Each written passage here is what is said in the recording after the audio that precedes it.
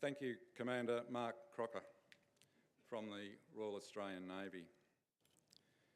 Veterans, ladies and gentlemen, welcome to the Warrnambool 2022 Anzac Day service.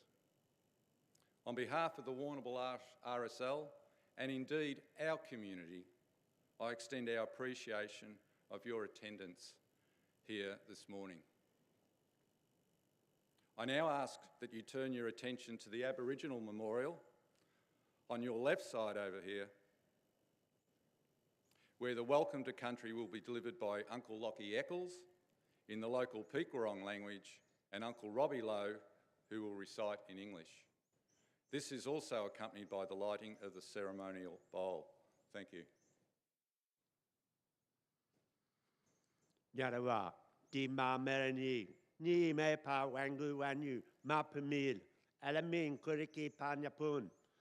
Magnaru waranu ma, kuriki, nyapun pa nyaraki tong, nyaramba, ni tin, nyam, to Naramal. Yeah, not my everyone. But first, we'd like to show our respects to the servicemen, men and women, Indigenous and non-Indigenous, that served this great country of ours many years ago, and families. And could we acknowledge and pay our respects to all our neighbouring tribes in this area? And they are Karachamara, Chaparong, Kunkavanuk, Karayarong, and Yowich. But this morning, on this beautiful foggy morning, we welcome you all to the traditional land of our ancestors, Pequarong, past and present. Well, look, and thank you.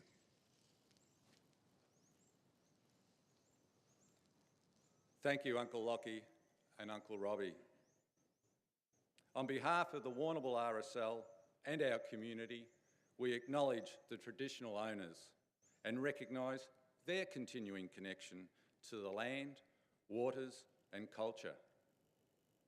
We pay our respects to the elders, past, present and emerging, and we, as a community, commit to building a brighter future together. Veterans, ladies and gentlemen, today, along with Australians across our nation, we gather to remember all those that have served to defend our country here and overseas. We do this on this day because it's the anniversary of the Anzacs landing on the beach at Gallipoli in Turkey in 1915. As we start today's service, I wish to draw your attention to this memorial here. This memorial records close to 1,000 names of local people that served in the First World War, and also records names of those killed in action from this area in the First, Second World War and the Vietnam War. Please consider the images of these young men and women inscribed here, and of course members of your own family that have served and are serving today. Remember that our freedom is paid by their sacrifice. I now ask Hannah Corrigan to step forward and recite the Requiem. This will be followed by an address and prayer by Father John Fitzgerald, and then an address on the Royal Australian Navy's role in the defence of our nation by our RSL Secretary, Mick Little.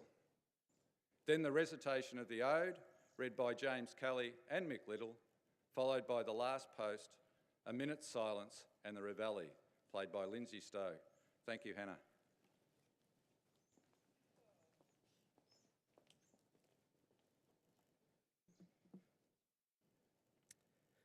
On this day, above all days, we remember those Australian men and women who died or suffered in the great tragedy of war. On the morning of April 25th, 1915, Australian and New Zealand troops landed under fire at Gallipoli, and it was then, in the violent campaign which followed, that the Anzac tradition was forged.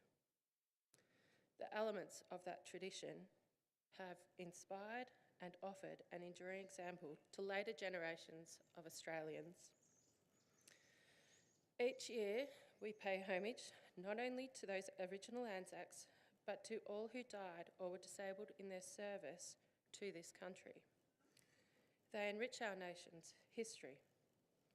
The hope was for the freedom of mankind, and we remember with pride their courage, their compassion, and their comradeship. They served on land and sea, and in the air, and in many places throughout the world.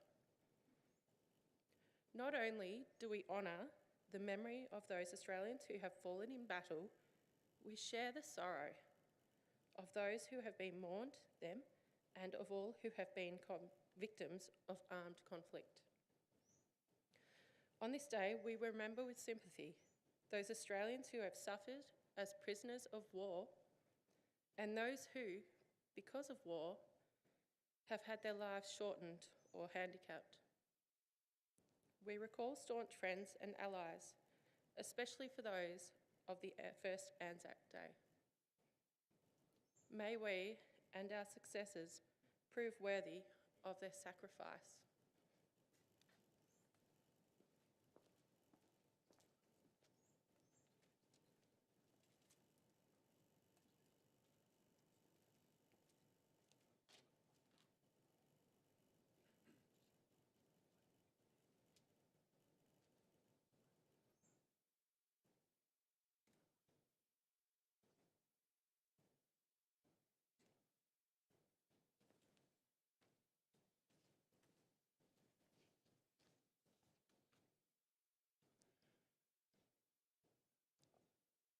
I just have a prayer on this very special day. God of peace, we gather this morning as your people to give thanks, to ponder, to grieve, and to seek your guidance and wisdom. This most revered day is an opportunity to meditate on war, its wastefulness, its suffering, its inhumanity. We honour today those who have been required to serve in war, often at a huge cost. We are grateful for the peace and security we enjoy. Make us a people zealous for peace, and we hasten for that day when nation shall not lift up sword against nation. May we challenge the culture of violence and add our footprint to the culture of peace. May this day awaken in us a new direction in life, a life of compassion and mercy and non-violence. We pray in the name of the one who gave his life for the sake of the world, the one we call the Prince of Peace. Through Christ our Lord. Amen.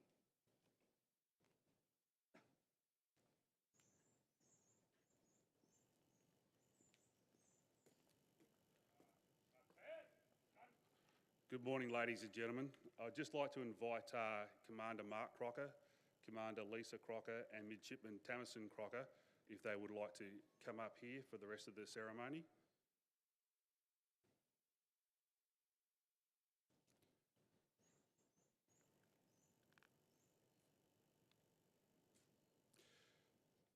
We're very privileged today to have fantastic representation from the Royal Australian Navy, and it's our honour to have them here. On this day, every year communities across Australia come together to remember those who have paid the supreme sacrifice defending our nation. We are reminded of the landings of our soldiers on the Gallipoli Peninsula at 4:30 a.m. on the 25th of April 1915. This action and the subsequent events on this ground gave birth to the Anzac legend. It has been frequently described as Australia's baptism of fire. However, Australia had been fighting the Germans on land and at sea since the start of World War I 9 months earlier, and continued engaging the enemy right up until the Gallipoli campaign. Very few of us know that the very first Australian serviceman to be killed in action was a sailor in the Royal Australian Navy. His name was able seaman William Williams. A.B. Williams was killed fighting ashore, acting as naval infantry when the Australian Naval and Military Expedition Force was tasked to capture the German assets in New Guinea. This happened on the 11th of September 1914. A few days after that battle, the Australian submarine HMAS AE-1, which was also part of that mission, was lost with all hands off the coast of New Guinea. Her fate and resting place was unknown for 103 years, and until she was discovered on the seabed in 2017. These events took place not long after the Great War commenced and 8 months before Gallipoli. In November 2014, our troop ships were under serious threat from the German Navy, particularly the raider SMS Emden, which had successfully sunk a number of merchant and naval ships in the Indian Ocean. After intercepting a call for help from the Cocos Islands stating they were being raided by the Emden, HMAS Sydney closed in and engaged with the Emden in a naval gun battle. The Sydney was victorious and sunk the Emden, and in doing so stopped a real threat to our soldiers when they sailed to Egypt. The Royal Australian Navy was also the first into Gallipoli and the last to leave. Our other submarine, Her Majesty's Australian ship AE-2, was given the order to run amok in the heavily defended Dardanelles Strait to divert Turkish attention away from the landings. She entered the strait at 02:10 on the 25th of April, which is Anzac Day, and began to run amok 4 hours before any troops landed. The Royal Australian Navy bridging train was also involved at Gallipoli, and they wore khaki similar to the soldiers. They were there to maintain the resupply wharves, and they were under constant fire whilst on Kangaroo Beach. During the famous withdrawal from Gallipoli, they stayed behind until the last soldier left the beach at 04:10 before they too were evacuated 20 minutes later at 04:30 a.m. We should never forget the exploits of our very brave soldiers at Gallipoli, but we should also remember the Royal Australian Navy had been serving with distinction in that campaign and elsewhere at sea also. 75 years ago, in 1947, the corvette HMAS Warrnambool was tasked to clear sea mines laid down in World War II. It was during this operation, 2 years after World War II had ended, that she struck a mine which killed 4 sailors and injured numerous crew members. All efforts were made to save the Warrnambool, but she drifted into the line of mines and eventually sunk. These 4 men were killed 2 years after World War II by a mine laid down to kill someone during that war.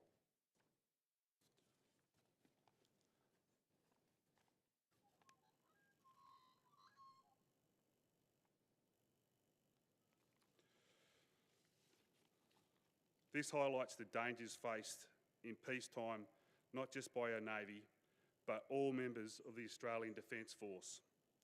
The crew of the Warrnambool would have worn a sailor's cap with an HMAS Warrnambool tally band proudly tied around it.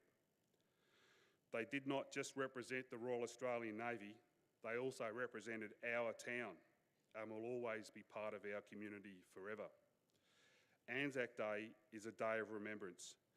We must never forget the men from HMAS Warrnambool, and we must never forget the sacrifices all Australian Defence Force personnel make to keep our nation safe, whether in times of war or in times of peace.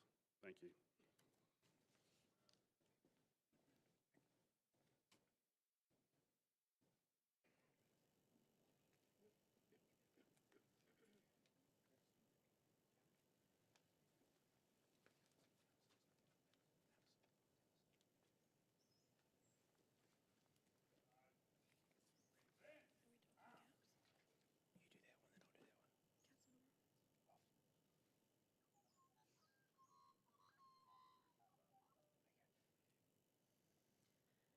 They went with songs to the battle, they were young, straight of limb, true of eye, steady and aglow. They were staunch to the end against odds uncounted. They fell with their faces to the foe. They shall grow not old, as we that are left grow old. Age shall not worry them, nor the years condemn. At the going down of the sun and in the morning, we will remember them, lest we forget.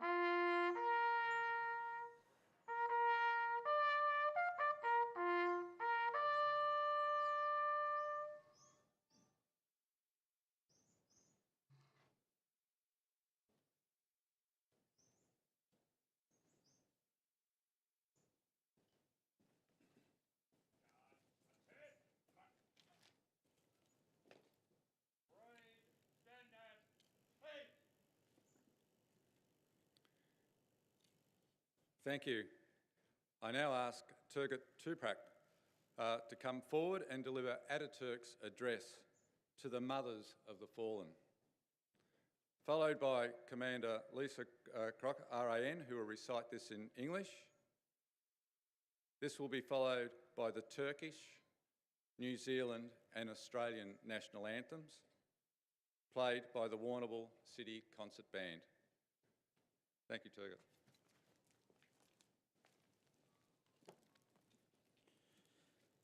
Bu memleketin toprakları üstünde kanlarını döken kahramanlar.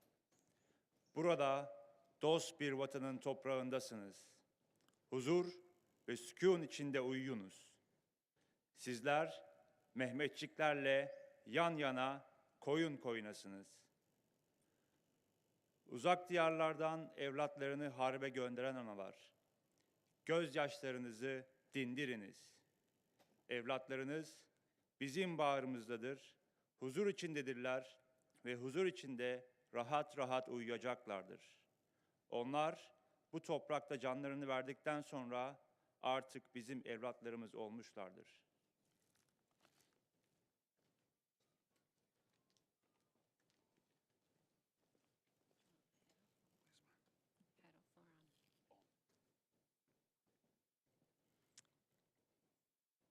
Those heroes that shed their blood and lost their lives, you are now lying in the soil of a friendly country. Therefore, rest in peace. There is no difference between the Johnnies and the Mammoths to us, where they lie side by side here in this country of ours. You, the mothers who sent their sons from faraway countries, wipe away your tears. Your sons are now lying in our bosom and are in peace. After having lost their lives on this land, they will become our sons as well.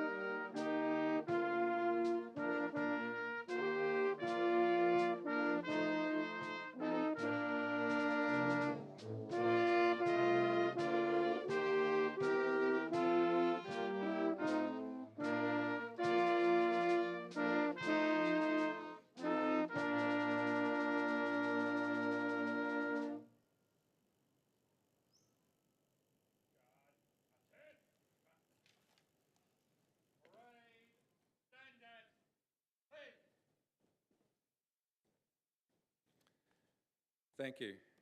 I now have the pleasure of welcoming Commander Mark Crocker, Royal Australian Navy, as our guest speaker, to step forward. And following Mark's address, I also welcome Catherine McGregor, OAM, who will cover an address delivered by our former Prime Minister, Paul Keating. Thank you, Commander Crocker.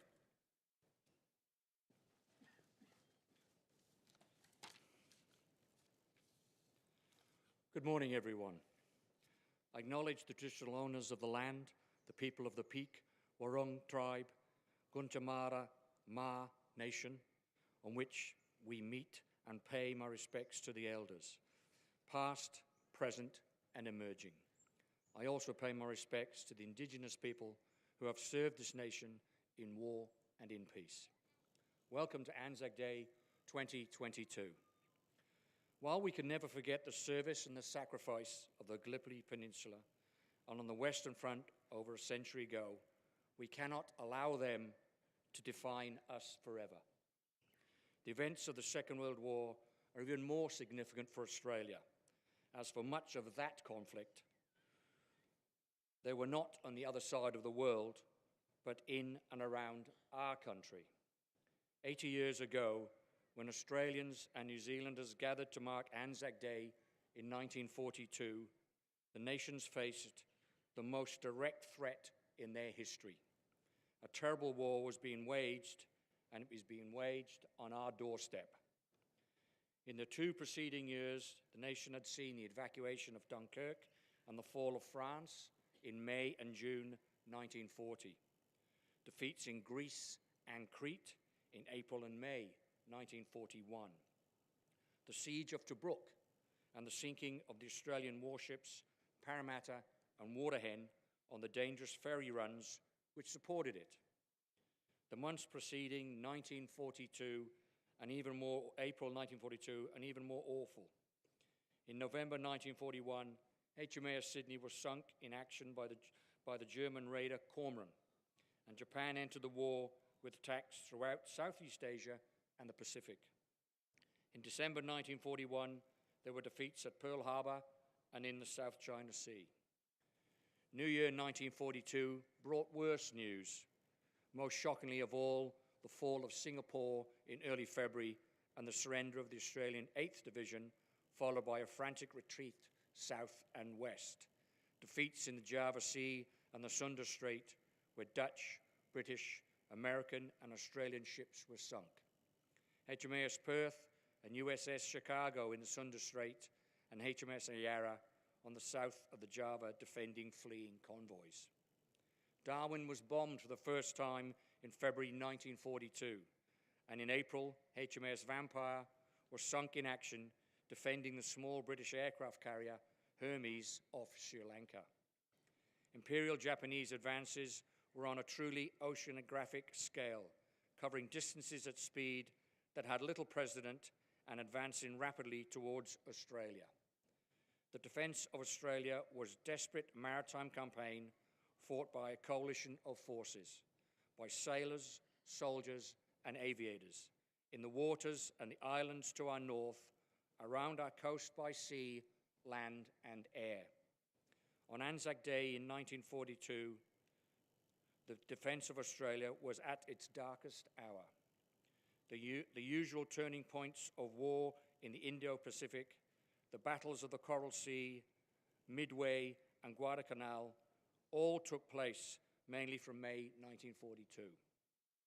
It was a bleak picture, not just for the Australian nation, but also for our service personnel. They did not have the comfort we have now, the knowledge of their eventual victory. They sailed not into some interesting and innovative engagement, but to one filled with uncertainty, fear, and possible death. But sail they did, and they made the most of what they had. And in doing so, I believe they showed the characteristics to which we must all aspire. Cooperation in the face of adversity, courage to engage against an enemy seemingly without weakness, determination to learn, to overcome, and to succeed, None of these were predetermined. None were easy. So the freedom and prosperity we now enjoy are to me all the greater because they were born not in times of easy success, but came forged in the fire of defeat, tempered in the trials of weakness and failure, and honed through arduous campaigns in the air and across the waters and islands of the Indo-Pacific. As we look to the future, with its perils and opportunities, conscious of the dangers our world faces, I think it is the character of those who served us 80 years ago in the dark days leading up to April 1942 that should inspire us. Their service guides us to that which is best in ourselves, encourages us that we can prevail for the greater good, and inspires us to go on to better and brighter things, lest we forget.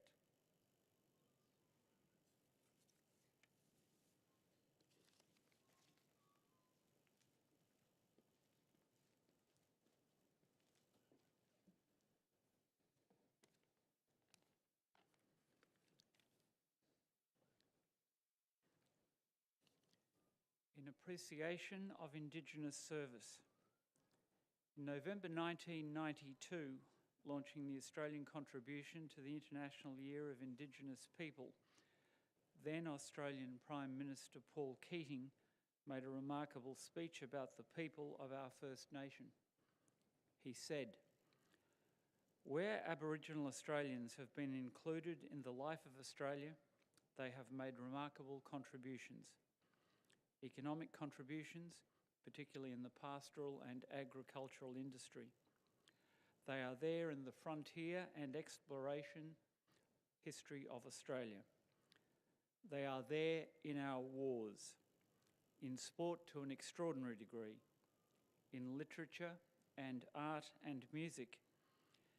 In all these things, they have shaped our knowledge of this continent and of ourselves. They have shaped our identity. They are there in the Australian legend. We should never forget they have helped build this nation." On a plaque in the new memorial over here, some words have been recorded by the people of this district about the contribution of our First Nations people in our Defence Force. They are: Aboriginal and Torres Strait Islanders have served overseas in Australia's military forces since the Boer War. Many thousands of them, men and women, have maintained and reinforced their proud tradition of serving in the Australian Army, Navy and Air Force during periods of peace and conflict. Lest we forget.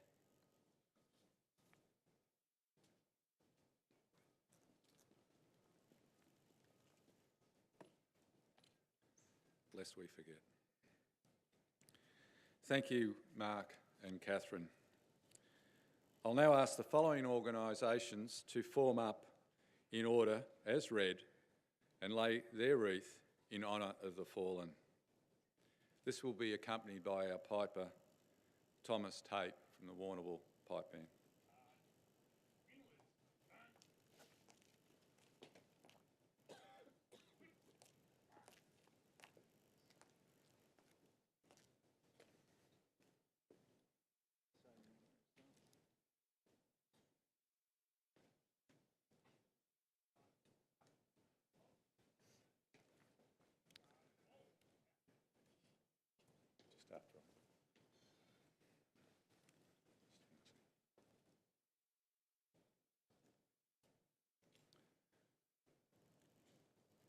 Right, thank you. The wreath laying, on behalf of the member of Warrnambool, the Honourable Dan Tehan MP. Dan Tehan.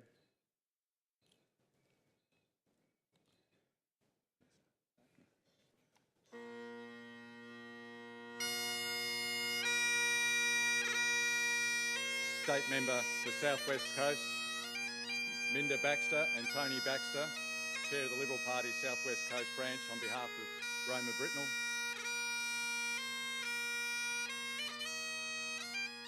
Gail Teeney, MP for Western Victoria. The electoral officer, Andrew Goverson.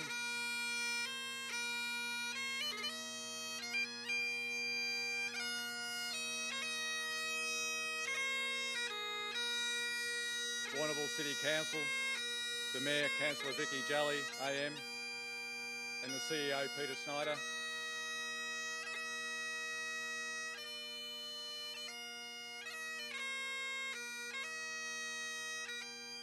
The Royal Australian Navy, Commander Mark Crocker.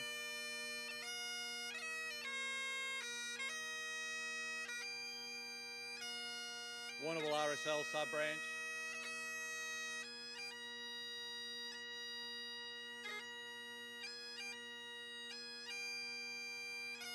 Doug Hazelwood. Warrnambool Legacy.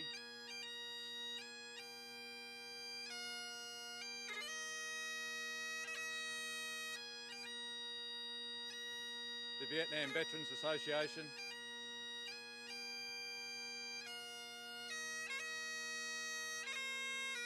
National Servicemen's Association.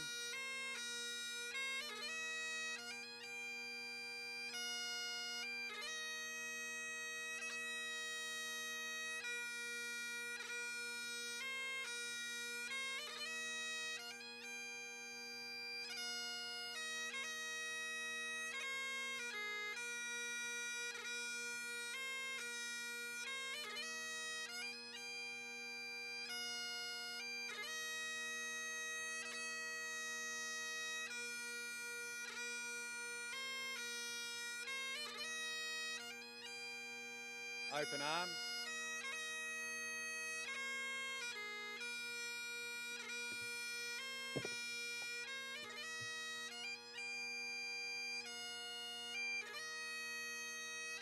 Warrnambool RSL Active.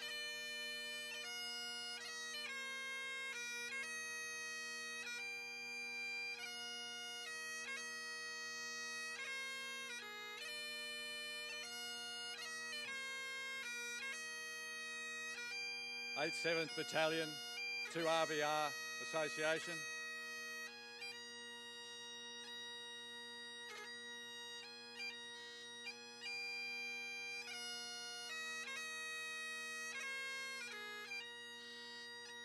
.413 Squadron, Air Force Cadets.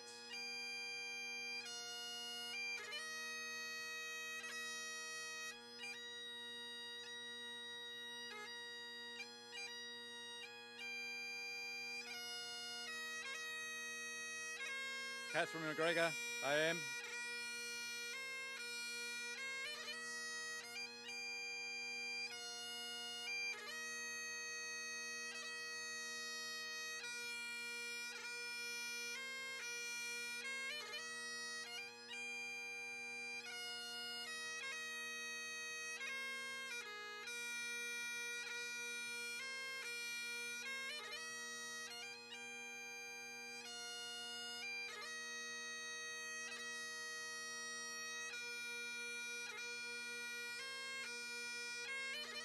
.39th Battalion.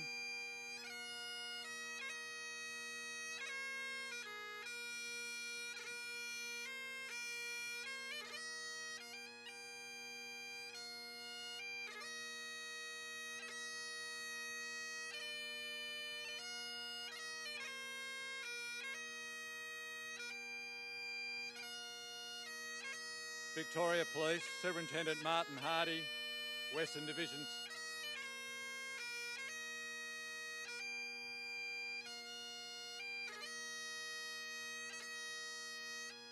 State Emergency Service.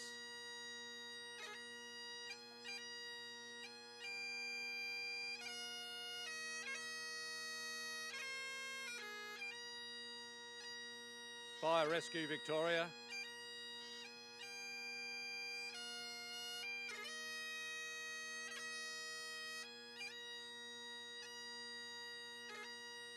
Australian Volunteer Coast Guard.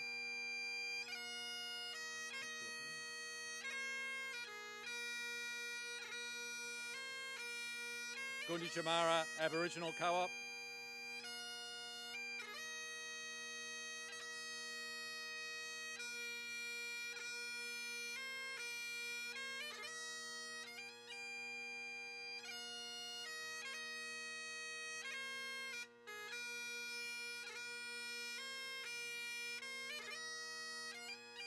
Southwest TAFE,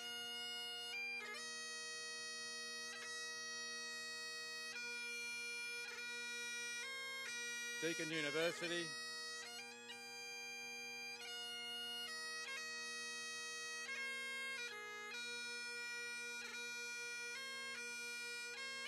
Warrnambool Freemasons,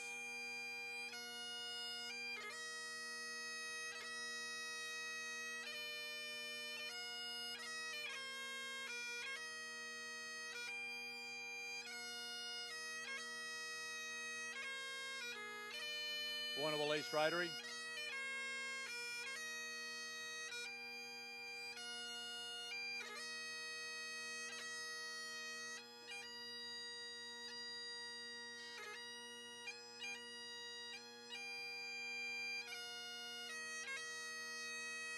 Warrnambool Lions Club,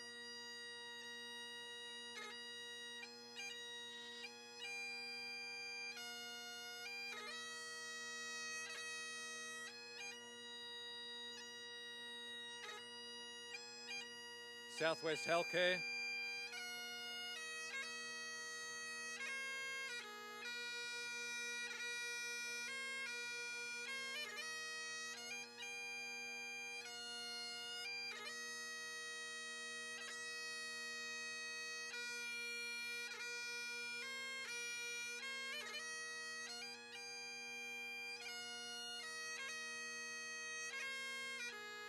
Inner Wheel,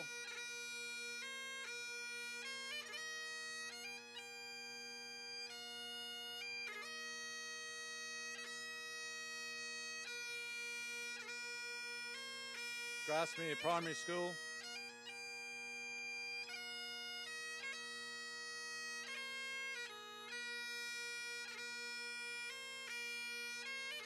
Warrnambool College,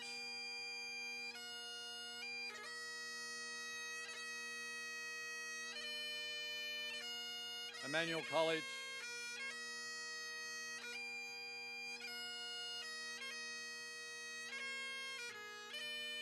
St Joseph's Primary School,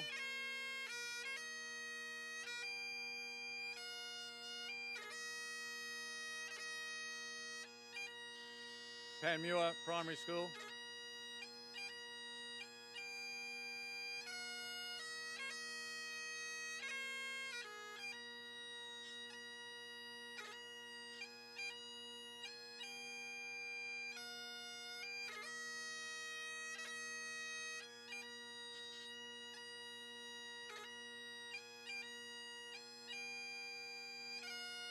Woolsthorpe Primary School,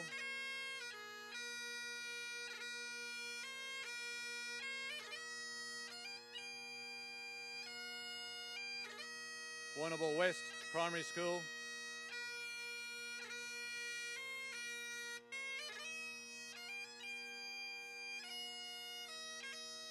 Brower College,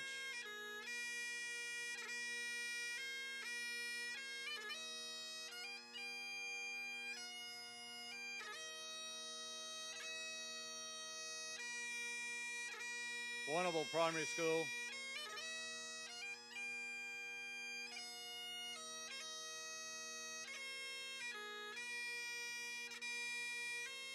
St Pius Primary School,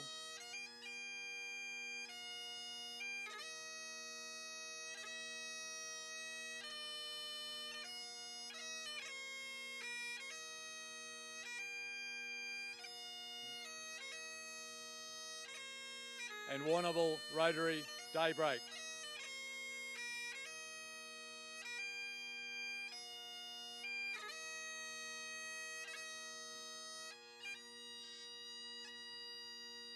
And if there's anyone else that has a wreath they'd like to lay now, please proceed as well. Thank you.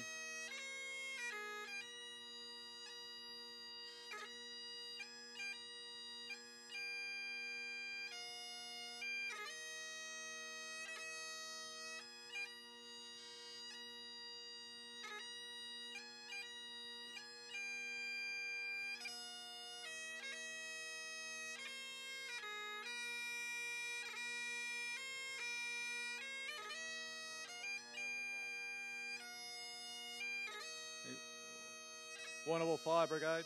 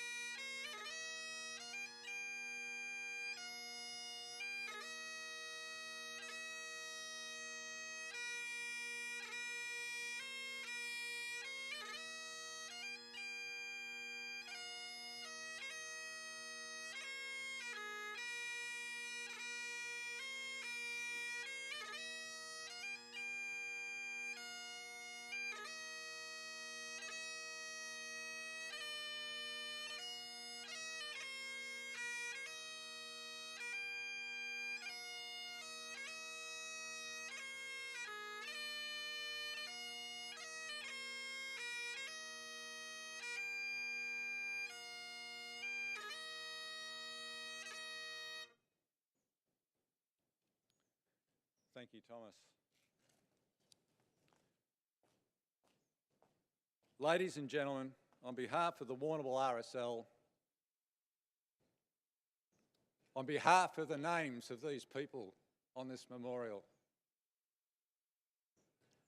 on behalf of those that have served, fallen, those that have returned, our veterans here today, thank you for your attendance. Anzac Day has become an occasion to honour all who have served and are serving our nation. As we depart, let us reflect on the values of loyalty, selflessness and courage. These values were born by the original Anzacs, and through their sacrifice, they set the foundation for how we should conduct and measure ourselves as individuals and a nation. Those that have served brought us peace and freedom. So grant us that we prove worthy of their sacrifice through our own actions. Let's just think about that for a moment.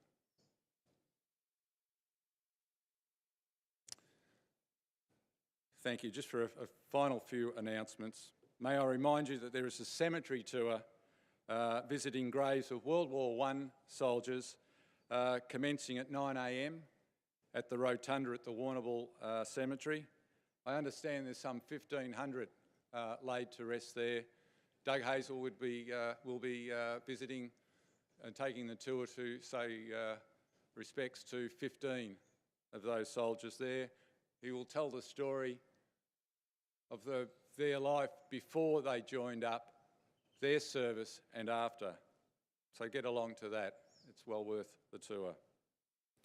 In addition, the Warrnambool RSLs feature First In, Last Out, the Silent Anzacs, documenting the significant contribution of the Royal Australian Navy. Will follow the live broadcast of today's service, but will be premiered at 8:30 tonight through the Warrnambool RSL Facebook page, the Warrnambool City Council website and Fitz Media.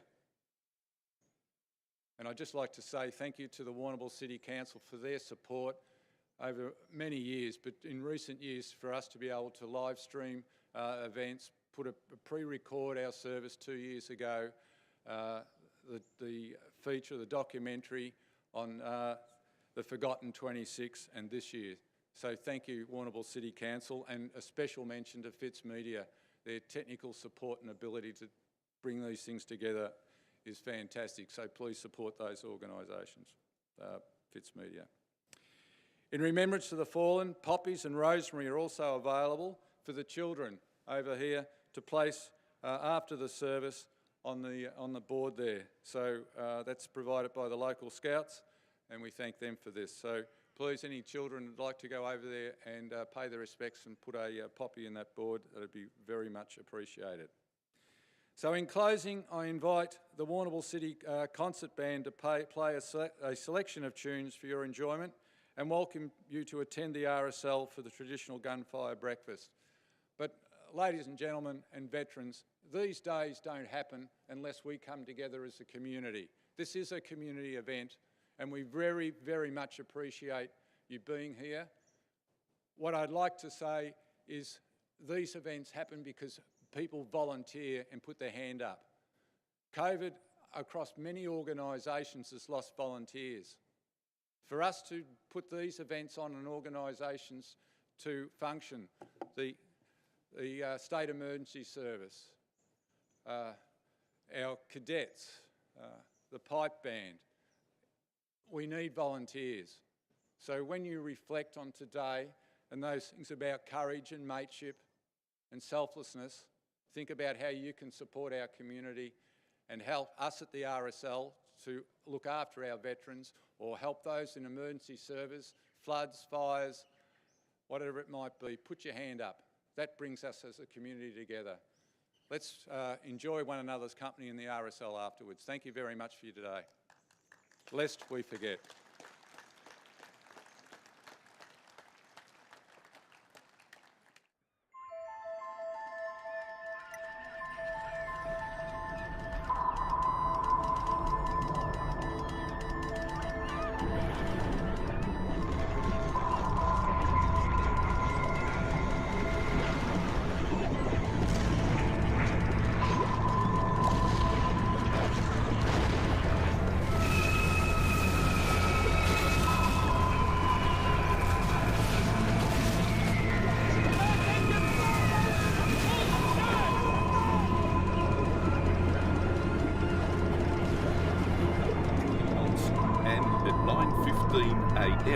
Sighted land ahead, and almost immediately the smoke of a ship, which proved to be HIGNS Ember, coming out.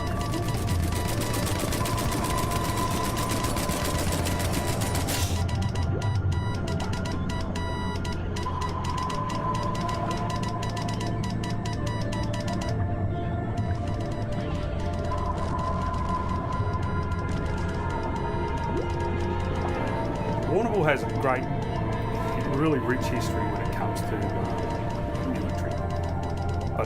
But to have a vessel named after a city is a huge. Welcome to our special Anzac Day feature. First in, last out, the silent Anzacs.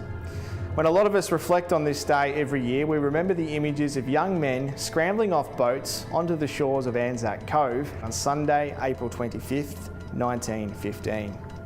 I was the same until I found out there was a whole other side to this story, and it started almost 12 months before the Gallipoli landings, and in some instances was taking place at the same time as those brave men were landing on Gallipoli. This side of the Anzac story belongs to the actions of the Royal Australian Navy in the early stages of World War I, which quite literally resulted in the Anzac story as we know it now. Warrnambool also has its own significant chapter, not during the First World War, but in the months after the Second World War and again many years after that. I hope, like me, that after watching this feature, you too will have a new appreciation of the significance of Anzac Day and the contribution of the Australian Navy from its inception to the present day.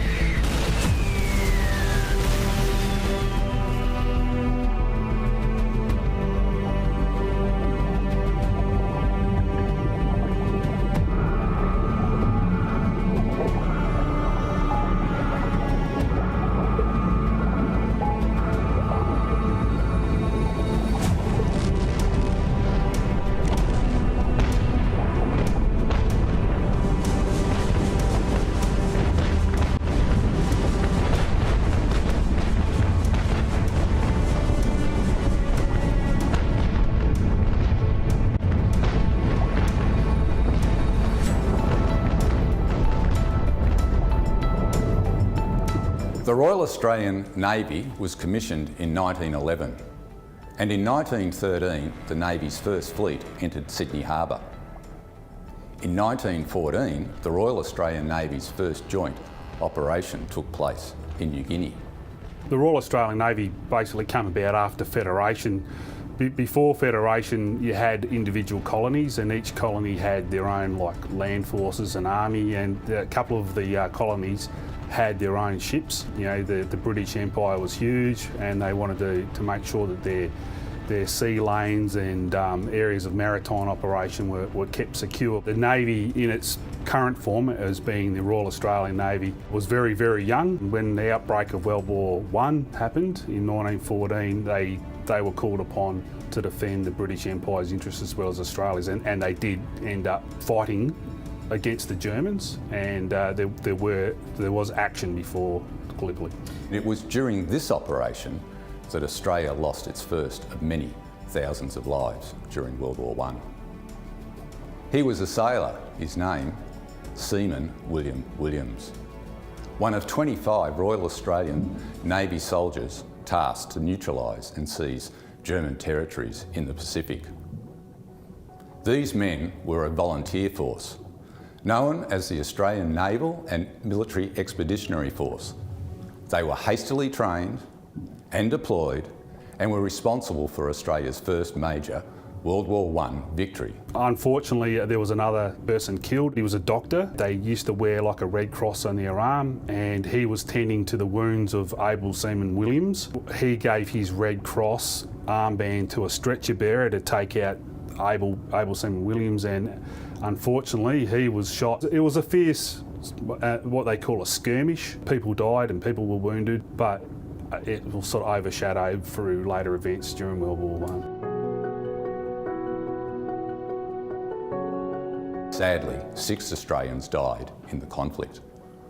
That was the September before the Gallipoli landings. It was Australia's first joint operation.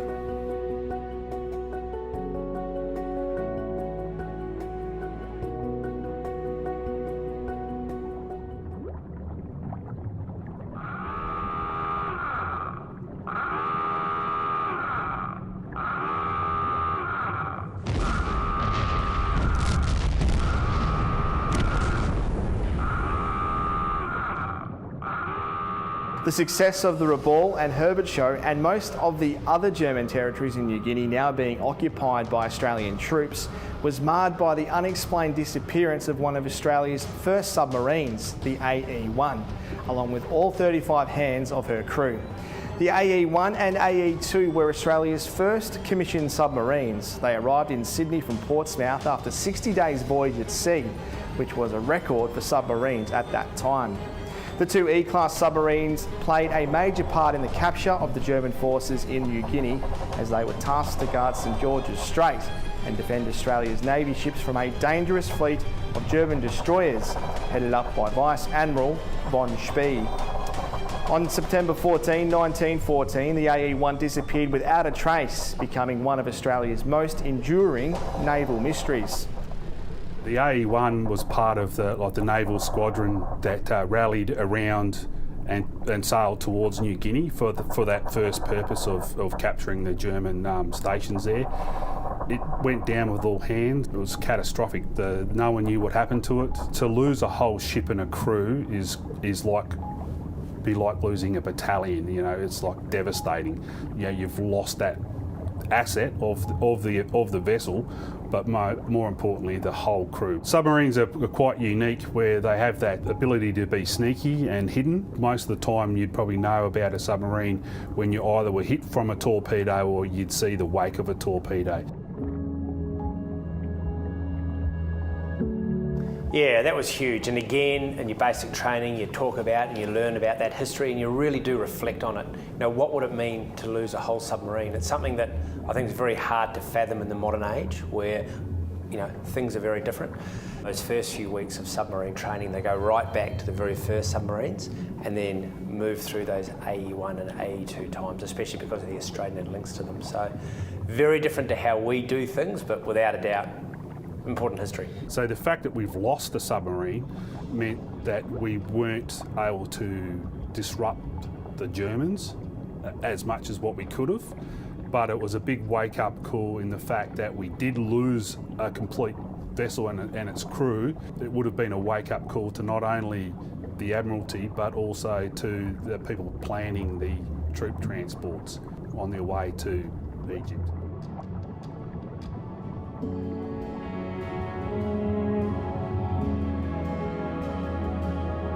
On December 20th, 2017, the final resting place of AE1 and her crew was discovered off the Duke of York Islands in Papua New Guinea after over a century of efforts to solve the riddle of her disappearance.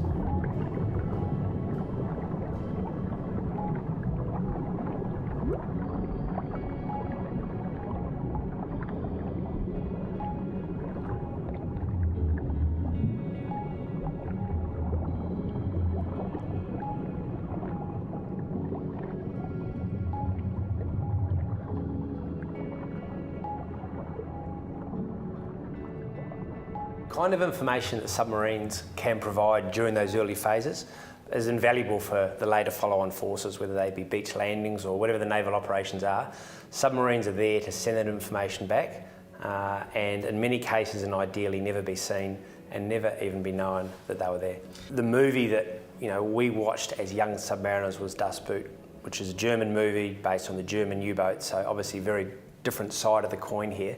But that movie brought to life how hard life can be on a submarine, how perilous it is, the cat and mouse aspect. And although it's a German story, as submariners, you really do share what you do across many nations. So yeah, we didn't know what we're getting in for. And I think that's a lot of what these sailors were like as well. They got in there and did what had to be done.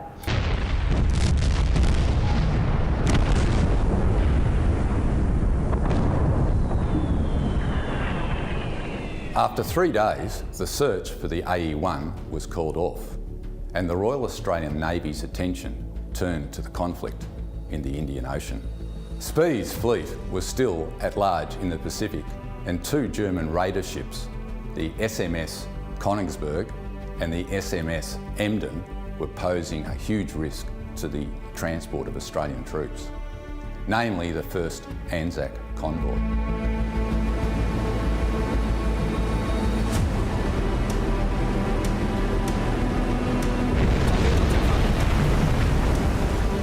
They were constantly on watch the whole time, and again, they didn't have the radar technology that we have. They didn't have the ability to communicate over long distances like we have today.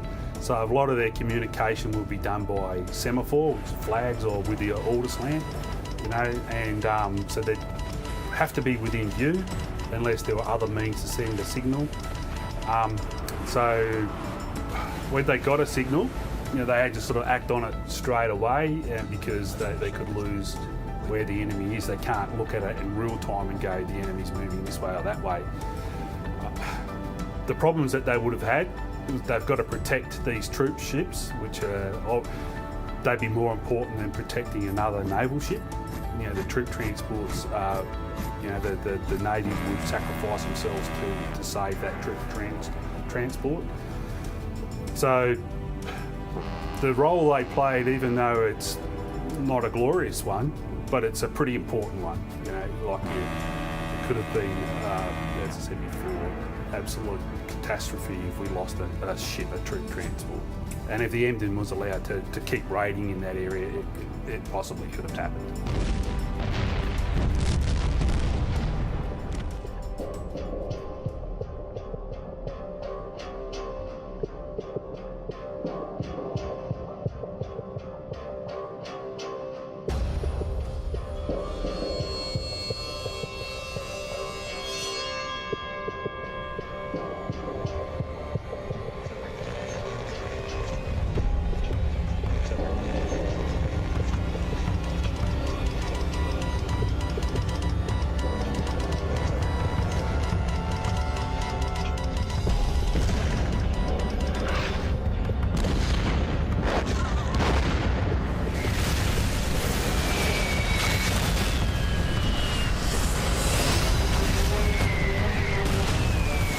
In just 6 weeks, the Emden had destroyed oil tanks at Madras and had sunk a Russian light cruiser and a French torpedo boat.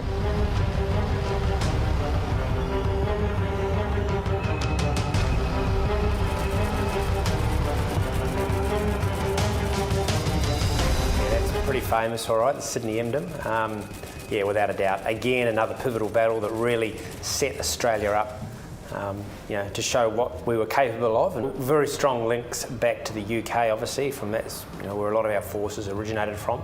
But it's times like that that really showed the Australian independence and started forming a name for ourselves, and then, you know, New Zealand to a degree as well, started forming our names for ourselves in our own navies as those conflicts started coming a lot closer to home and moving down towards Australia.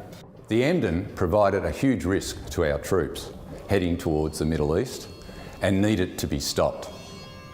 Or history, as we know it, could have been very different.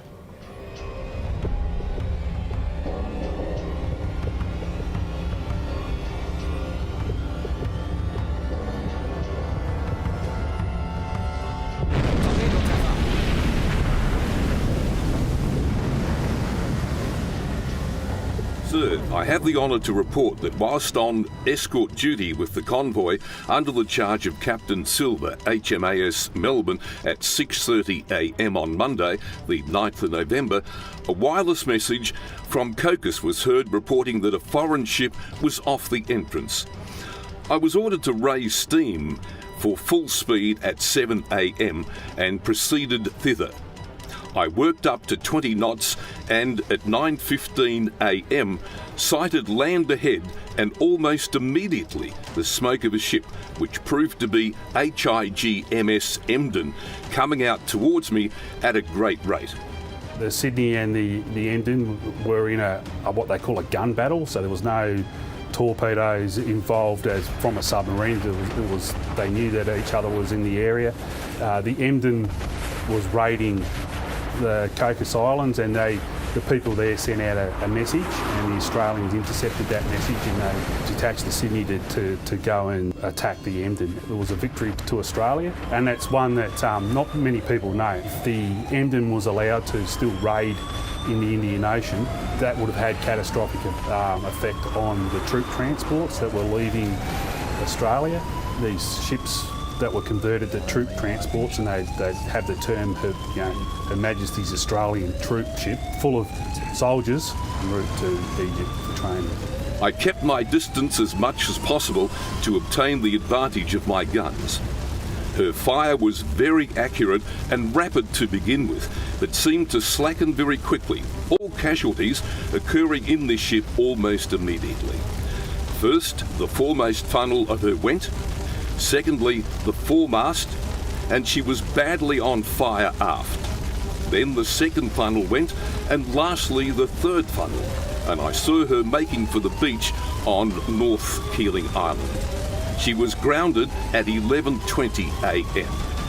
I gave her 2 more broadsides, and left her to pursue a merchant ship which had come up during the action. I have the honour to be, Sir, your obedient servant, John C.T. Glossop, Captain.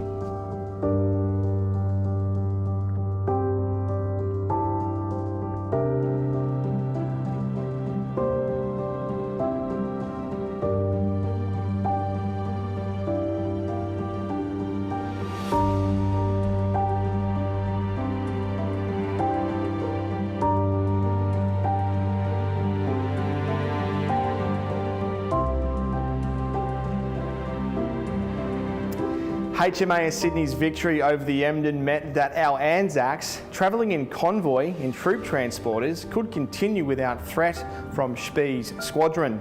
The battle went down in history as Australia's first and decisive naval engagement, and if the Sydney hadn't detached to investigate distress signals indicating an enemy warship was close, it's believed the loss of life within the first Anzac convoy could have been catastrophic. All this, to this point in time, was prior to the Gallipoli landings. Earlier, the story of the AE-1 was spoken of, but its sister submarine, the AE-2 and its crew, were about to become stuff of submariner legend. As the Anzacs stormed the beach at Anzac Cove, the AE-2 sits 80 metres below the surface of what was then known as the unpenetrable Dardanelles Strait, waiting for the right opportunity to surface and cut Turkish reinforcements and supplies off at the pass on their way to the shores of Gallipoli.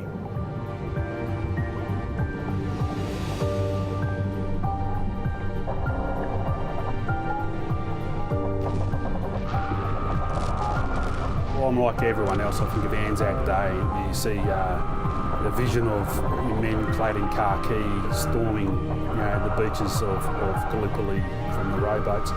But what people don't really understand is the Gallipoli campaign was initially a naval campaign, and it was a failed naval campaign on the part of the British and the French. They tried to penetrate the Straits of the Dardanelles unsuccessfully, and history for thousands of years have always made it almost an impossible task to win in that area. The Turks had gun emplacements that were mobile. They also had forts that could fire into the strait, and the British and the French suffered some heavy losses. The second submarine, HMAS AE-2, that was tasked with penetrating the Straits of the Dardanelles prior to the actual landing at Gallipoli, and they were given the orders to run amok. I mean, the images of people storming the beach, but on the other side of that, there's submarines, and the objective of a submarine is in many cases for you never to know that they were even there. So the Dardanelles was a very tricky body of water, very shallow in places.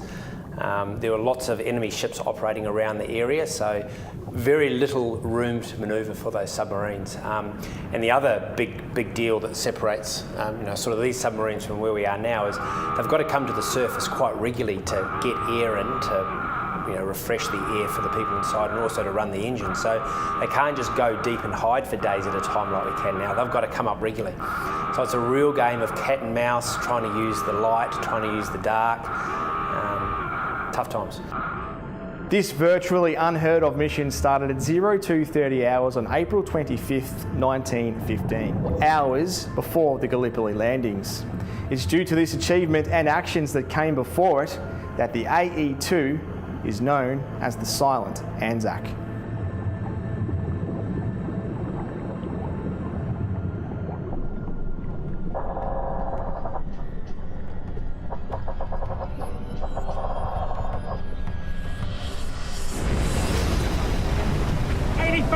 Blow main ballast. Hand holder. 100 feet. Reverse engine. Full astern. With the AE-2 now identified inside the Dardanelles, attention is diverted away from the massive invasion forces about to land on Gallipoli. Every ship inside the Dardanelles is now on high alert. All of its defences are focused on finding this single Australian submarine. Engine room clear, hit clear. The hole's above the waterline. Can we dive? Impossible, sir. No control. Meanwhile, the clock ticks over and the Anzac Day landings take place.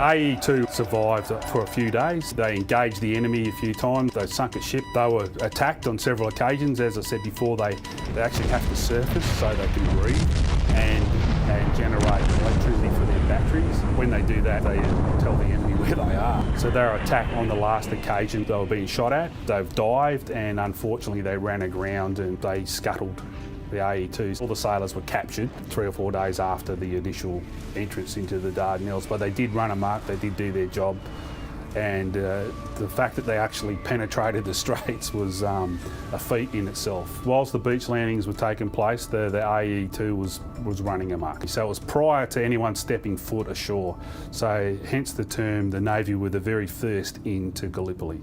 On August the 7th, 1915, some 4 months later, a specialist unit, known as the 1st Australian Naval Bridging Train, manned by members of the Royal Naval Reserve, landed at Suvla Bay, north of Anzac Cove, and named the camp Kangaroo Beach. The unit was made up of 300 reservists, 50 of which served in the New Guinea campaign. They were responsible for building and maintaining the wharves and piers used to upload supplies. The last out part refers to the Royal Australian Navy bridging train. Bridging trains years ago were set up with the army, and they would cross rivers, and so they're like engineers, where the Navy, the Royal Australian Navy, set up a bridging train and they would construct wharves and do all the other bits and bobs to free up the army to fight as infantry. The Gallipoli campaign, the biggest problem they really had was water. They couldn't get water to ashore, beside all the other supplies. So they needed to construct wharves and to get ships in. You know, ships just can't sail up to the beach. You know, they have to have deep water, so they needed to construct that. So a lot of these wharves were built and maintained. Often their work took place under enemy fire and air raids, and it was these same wharves and piers that would be used to evacuate soldiers from Gallipoli. In December 1915, the order to leave Gallipoli came through, and troops were evacuated under the cover of darkness. All the while, the Navy's bridging team continued their work. While the majority of the bridging team were evacuated between December 16th and 17th, 1915, a group of 50 remained to maintain the wharf. The last of the British rearguard would leave from. On December the 20th, 1915, the majority of the Australian Imperial Force troops had left Gallipoli by 0410 hours. The remaining bridging team troops left at 0430, meaning they had also become the last to leave Gallipoli, 8 months after AE2 entered the Dardanelles. The evacuation of Gallipoli was probably the only successful part about it. The Brains Trust thought they would lose a lot more people. It was successful. They really didn't suffer any casualties as such. From memory, the last Australian soldier to step off the Gallipoli Peninsula and onto a boat was at 4:10 in the morning, and 20 minutes after that, the last Australian was an Australian sailor, so a Royal Australian Navy person left at 4:30. So hence AE2 was the first in and the Royal Australian bridging train was the last out, so we like to say first in, last out. I think probably most of the blokes would have been thinking that they left their mates behind, and that would have been more of a sad occasion. They may not have thought about, you know, what the Navy was doing at the time. Everyone really wouldn't have cared what the others were doing. Everyone was just doing their part, and I think if you were evacuated and you left one of your mates behind, that would be the worst part about it, knowing that this lad would never come back home to Australia and be buried properly. that would have been a pretty sad occasion. So I think there was total silence when they had to leave. They didn't telegraph to the Turks that were leaving. They deceived the Turks into thinking that they were still on the peninsula, and that's why the campaign or the withdrawal, was so successful as opposed to a failed campaign.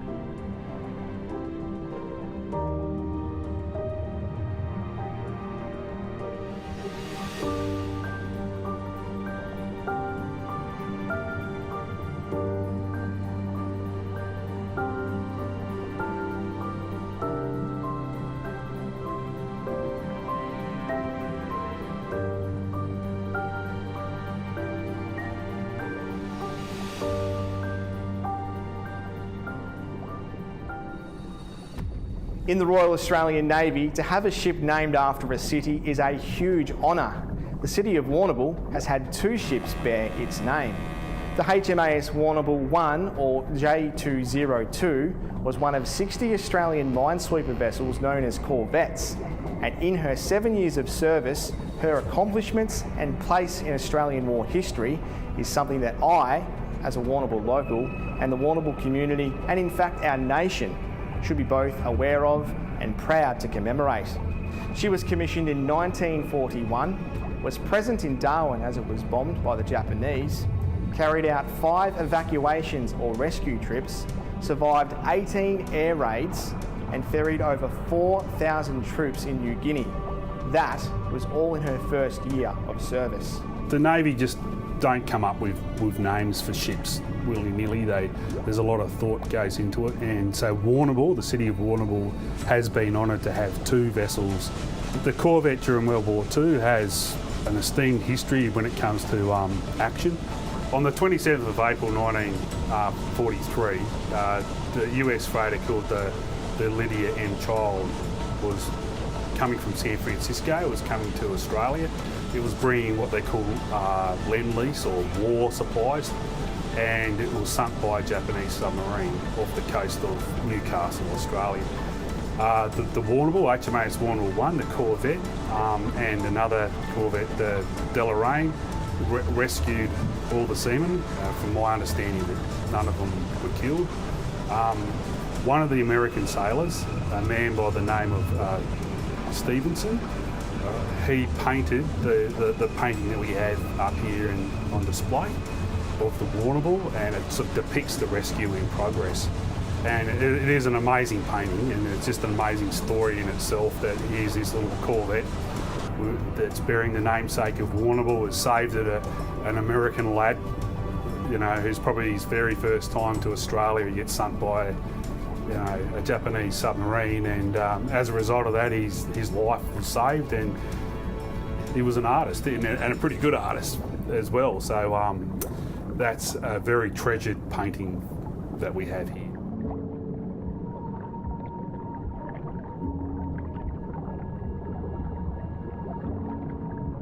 After the Second World War ended, J202 paid a courtesy visit to our city and was anchored in Lady Bay, where locals would take boats and even surfboards out to the ship, where they were then welcomed on board by the crew.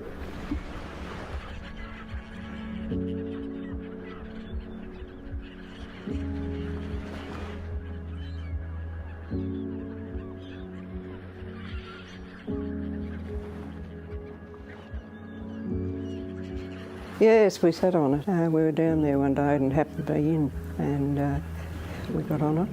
Yeah. Oh, well, that's a big thrill to think that you could sit on the Warrnambool. We went down to see it and got on it. You were proud because of Warrnambool. Warrnambool has a great, really rich history when it comes to military. But to have a vessel named after a city is a huge honour. It's not something that every city has that honour, but the fact that we've had two just doubles it. After this visit, Warrnambool and her crew embarked on her final mission as part of the 20th Minesweeping Flotilla, tasked to clean up sea mines from the war. It was during this operation on September 13, 1947, near the Great Barrier Reef, where she struck a mine and 4 of her crew were killed, 32 were injured, and the Warrnambool herself lost. During the course of having to clear these mines, it was struck by a mine. 2 sailors were killed instantly and another 2 died of their wounds. So we've lost 4 men, and those 4 men were from Victoria. There was a score of other chaps that were wounded, badly wounded, and we're not talking about a company of hundreds and hundreds of sailors. There's not many people on board a corvette, so a lot of them were wounded. They did try and save the Warrnambool, but unfortunately it sunk. They train hard. They train right to the very limits of danger. They have to train that way to prepare themselves for war. A lot of the stuff outside of training that they do is extremely dangerous. And as a result of the things they do, people lose their lives doing it. And if these mines were left just to float around in the sea, that an innocent ship could have hit it, and it could have been a huge loss of life. But the 4 sailors, that died is a very tragic thing. But they really died because of something that happened during World War II, but it happened 2 years later. Those 4 sailors were all Victorians. Their names: Signalman Norman Lott, Stoker Ronald Garrett, Ordinary Seaman John Hyland, and Able Seaman Donald Sigg.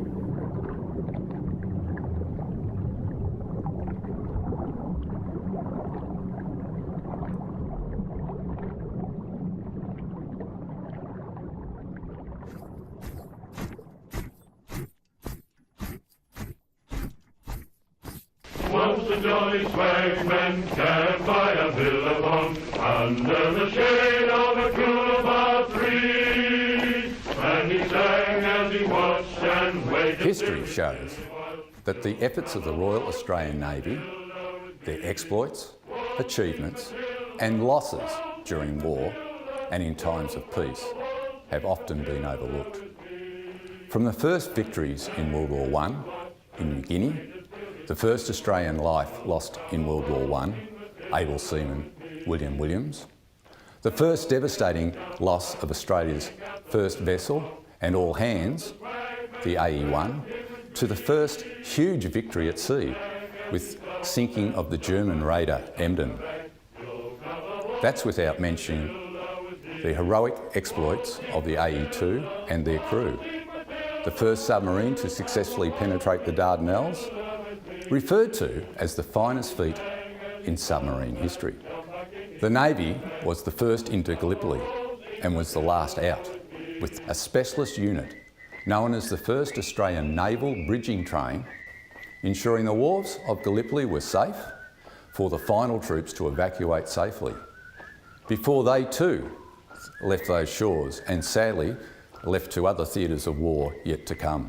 As President of the Warrnambool RSL, we are extremely proud to have had 2 Royal Australian Navy vessels named after our city, and proudly display the white ensign from the Warrnambool too and other memorabilia telling both our ships' story.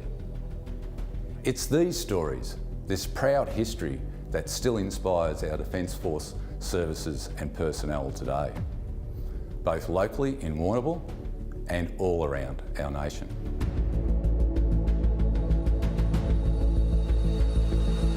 Oh, it woke me up. I used to work in a factory, and then when I joined up, I was somebody. I could put on my uniform and get on a tram, and that was pleasing. Yeah. Yes, you were always proud that what you were doing, even even though it wasn't sort of brilliant, you just do things and you get your meals and you get to look after them all. And but it was a thrill. Yeah. I'm extremely proud of serving in the Navy and what the Navy has done from its inception to currently what it's still doing today. When I joined the Navy, it was the height of the Cold War, and I joined back in the 1980s as a general entry sailor. My rating was what they call electrical technical weapons, so I'd fix up all the weapon systems, the torpedoes, the guns, and after nearly 7 years I then discharged from the Navy in 1995. I've always been one of those people that have loved, you know, like everything that Australia does when it comes to the military history, and probably the big thing about Australia is that they'll just jump in and help their mates out, who they are, doesn't matter. Like they try and pick the right side to be on morally, and sailors you know, have that bond with their shipmates just like the Army did. You know, you hear about the Anzac legend, it's all about mateship. Well, sailors have that same mateship, close bonds. I joined the Navy way back in 1998, which seems quite a long time ago now. You can't join submarines straight off the street, so I was originally on surface ships. I was on HMAS Anzac, where I sort of learned the basics of what it's like to be in the Navy. And pretty soon, a few of us were only in our early 20s, thought it would be a good idea to go over to submarines, not really knowing what it was all about. Submarines are based in Perth as well, so it wasn't just going to submarines, it was going to, you know, what was a long way away from anywhere. So after a couple of years in the Navy, I did join submarines. My background's electrical engineering, and on a submarine there's 2 engineers, one electrical, one mechanical. So my goal was to work up to be the engineer on a submarine, which I eventually got to, which was great. Once I'd done that job, I was still keen to keep serving in an operational role. So I applied to go over to Special Forces in the Army. And that particular element of the Army, they draw from all 3 services, and got through selection, and then was with the Army for a number of years after that.